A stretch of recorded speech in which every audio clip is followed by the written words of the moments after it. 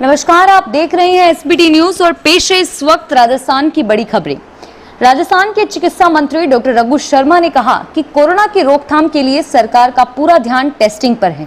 विभाग ने पहले 25,000 टेस्ट प्रतिदिन करने का लक्ष्य रखा था एवं उसे अर्जित किया जा चुका है और अब अगला लक्ष्य 40,000 जांचें प्रतिदिन करने का रखा गया है। बाड़मेर के चितलवाना से एक और बड़ा टिड्डी दल सोमवार शाम को पाकिस्तान से घुसा। रात तक टिड्डी उड़ती रही और तकनीशियन इसके बैठने का इंतजार करते रहे।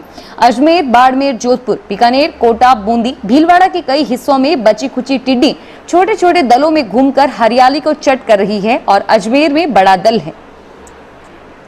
राजस्थान सरकार ने कर्मचारियों के कार्यालय आने के बारे में नए दिशा निर्देश जारी किए हैं। यह नए दिशा निर्देश सरकारी कार्यालयों में कोरोना केस लगातार बढ़ने के बाद दिए गए हैं।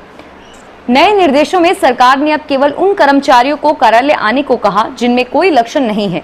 जिन कर्मचारियों को सर्दी, खांसी या बुखार है उन्हें घर पर ही रहने को कहा गया है। कंटेनमेंट जोन में रहे अधिकारी और कर्मचारियों को घरों से ही काम करने के लिए कहा गया है। अब तक उनका क्षेत्र कंटेनमेंट एरिया में रहेगा जब तक उन्हें घर से ही काम करना होगा। जयपुर में अंबेडकर सर्कल स्थित कर भवन में आज आग लग गई। दमकल कर्मियों ने आग पर काबू पाया। प्राप्त जानकारी के अनुसार यह आग कर भवन की पहली मंजिल के कैबिन में लगी थी। आग लगने पर कर्मचारी घबराकर बाहर निकल आए और सूचना पर मिलने पर पहुंची 2 दमकलों ने आग पर काबू पा लिया। सादुलपुर में जोधपुर विद्युत वितरण निगम उपशाखा की ओर से बिजली चोरी पकड़ो अभियान के अंतर्गत बिजली चोरी करने वालों पर 35 लाख रुपए का जुर्माना लगाया गया है। अधिशासी अभियंता भूपेंद्र सिंह भारद्वाज ने बताया कि एक तरफ कोरोना संकट व दूसरी तरफ गर्मी की मार झेल रहे विद्युत तंत्र पर दिन प्रतिदिन बिजली चोरी के कारण लोड पड़ रहा है। टिड्डी चेतावनी संगठन ने इन दिनों जोर शोर से तैयारियां चल रही है। 20 से ज्यादा ड्रोन की एक टीम पहली बार तैयार की गई है जो दवा छिड़कने की 60 और मशीनें भी खरीदी जा चुकी है। टिड्डी चेतावनी संगठन में इन दिनों जोर शोर से तैयारियां चल रही हैं। 20 से ज्यादा ड्रोन की एक टीम पहली बार तैयार की गई है तो दवा छिड़कने की 60 और मशीनें खरीदी जा रही है। यह सारी तैयारी टिड्डी दलों के भारी हमलों से निपटने के लिए है। अधिकारियों को चिंता है कि अरब सागर से उठने वाली मानसूनी हवाओं के साथ करोड़ों की संख्या में टिड्डियां भारत पर हमला कर खरीफ की फसलों को तबाह कर सकती है।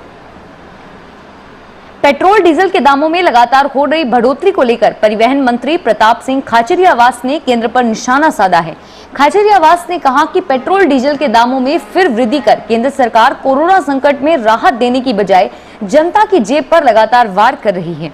जनता रोटी व राशन मांगती है लेकिन पीएम केवल भाषण देते हैं। उन्होंने सवाल किया कि आपदा में भी मोदी सरकार अपना पेट भरने में क्यों लगी है। अजमेर में अनलॉक 1.0 में शहर के होटल, मॉल और रेस्टोरेंट्स खुल गए लेकिन अधिकांश स्थानों पर ग्राहकों का इंतजार रहा। मॉल में दुकानें खुलने से दुकानदार सामान की सार संभाल करते दिखाई दिए। रेस्टोरेंट में भी नामात्र के लोग पहुंचे।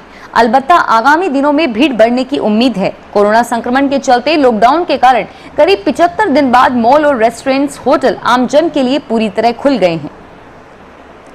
कोरोना वायरस की वजह से हुए लॉकडाउन की वजह से सार्वजनिक निर्माण विभाग के काम ठप हो गए थे। अब इनको गति मिलना शुरू हो गई है। विभाग की ओर से कराए जा रहे विकास कार्यों में 19,000 से अधिक श्रमिक काम कर रहे हैं।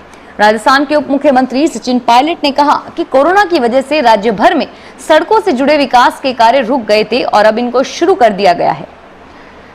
कोरोना संक्रमण को देखते हुए राजस्थान में होने वाले नगरीय और पंचायती राज चुनाव की तैयारियों में राज्य निर्वाचन आयोग ने ऑनलाइन माध्यम के इस्तेमाल को बढ़ावा देने के निर्देश दिए हैं। निर्वाचन आयोग ने मतदाता सूची को अपडेट करने, सूचियों पर दावे और आपत्तियां पेश करने के साथ अन्य कई महत्वपूर्ण प्रक्रियाओं के लिए ऑनलाइन माध्यम का इस्तेमाल के लिए मतदाताओं को प्रोत्साहित करने के लिए कहा है ताकि चुनावी तैयारियों के दौरान कोरोना संक्रमण के खतरे को टाल या कम किया जा सके। फिलहाल इस बुलेटिन में इतना ही और फिर हाजिर होंगे तमाम बड़ी खबरों के साथ।